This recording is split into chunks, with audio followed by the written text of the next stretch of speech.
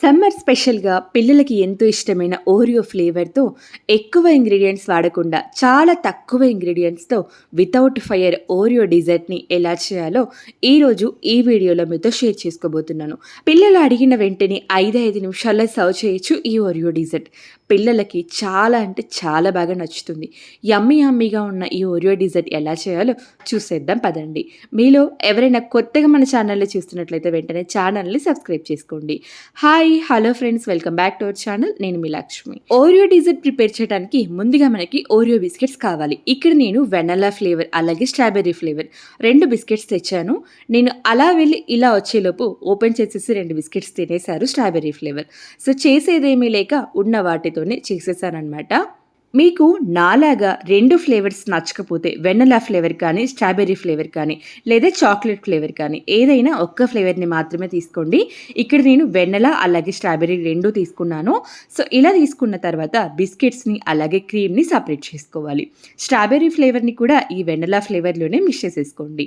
ఇలా అన్ని బిస్కెట్స్‌ని కూడా క్రీమ్‌ని అలాగే బిస్కెట్స్‌ని సెపరేట్ చేసి తీసుకోవాలి.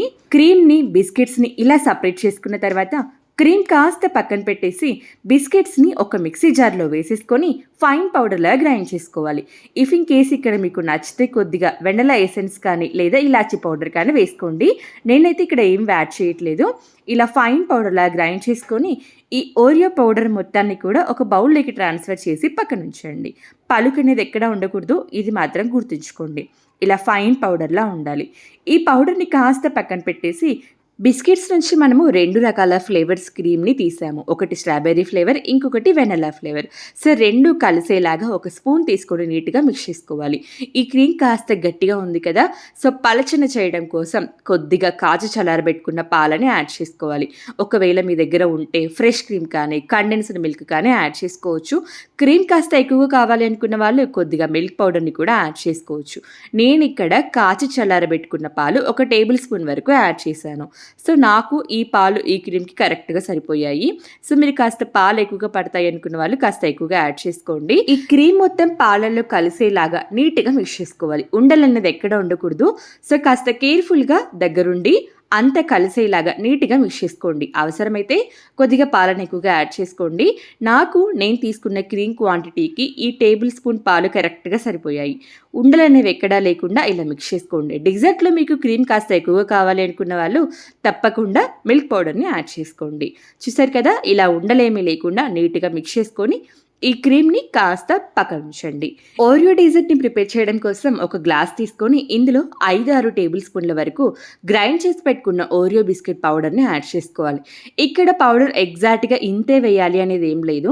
బిస్కెట్ పౌడర్ మీకు ఎంత థిక్‌నెస్ కావాలో దాన్ని బట్టి యాడ్ చేసుకోండి.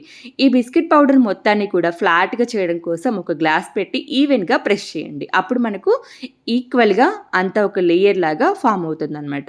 సో ఇలా కాస్త గట్టిగా ప్రెస్ చేసుకోండి. లేదంటే గ్యాప్స్ అనేవి ఉండిపోతాయి.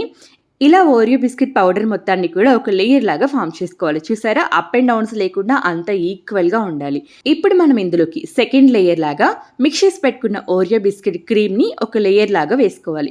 సో నేను మీకు ముందే చెప్పాను కదా! క్రీమ్ కాస్త ఎక్కువ కావాలి అనుకున్న వాళ్ళు మిల్క్ పౌడర్‌ని యాడ్ చేసుకోండి. ఈ ఓరియో డిజర్ట్ తింటున్నప్పుడు మధ్య మధ్యలో ఈ క్రీమ్ తగులుతూ ఉంటే చాలా టేస్టీగా ఉంటుంది.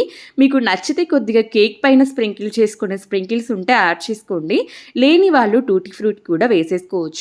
సో పైన మళ్ళీ ఓరియో బిస్కెట్ పౌడర్‌ని ఇంకో లేయర్ లాగా ఫామ్ చేయాలి.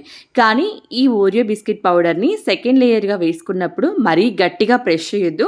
కాస్త లైట్‌గా ప్రెస్ చేసుకోండి. మిడిల్‌లో క్రీమ్ అనేది ఉంది కదా! సో అందుకోసం కాస్త లైట్‌గా ప్రెస్ చేసుకోవాలి. గట్టిగా ప్రెస్ చేశారనుకోండి ఆ క్రీమ్ లేయర్ అనేది కవర్ అయిపోతుంది. సో అందుకోసం కాస్త లైట్‌గా ప్రెస్ చేసుకోండి. పైన మీ దగ్గర క్రీమ్ ఎక్కువగా ఉంటే క్రీమ్‌ని కానీ లేదా స్ప్రింకిల్స్‌ని కానీ టూటీ ఫ్రూటీని కానీ సర్వ్ చేసుకోవచ్చు. అంతేనండి. సమ్మర్ స్పెషల్‌గా పిల్లలకి ఎంతో ఇష్టమైన ఓరియో బిస్కెట్స్‌తో 5 నిమిషాల్లో without fire Oreo dessert recipe ready అయిపోయింది.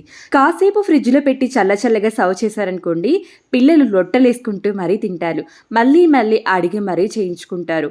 చాలా టేస్టీగా ఉంటుంది. పిల్లలకు చాలా బాగా నచ్చుతుంది. పైగా శ్రమ లేకుండా ఈజీగా ప్రిపేర్ చేసేయొచ్చు. సో మీ అందరికీ పిల్లలకి నచ్చిందనే అనుకుంటున్నాను. నచ్చితే తప్పకుండా ట్రై చేయండి. మీకెలా కుదిరిందో నాతో కామెంట్ సెక్షన్ ద్వారా తెలియచేయండి. ఈ వీడియో నచ్చితే లైక్ చేసి ఫ్రెండ్స్ అండ్ ఫ్యామిలీ మెంబర్స్‌కి షేర్ చేయండి. మంచి వీడియోతో మళ్ళీ కలుద్దాం. అంతవరకు బాయ్ మరి.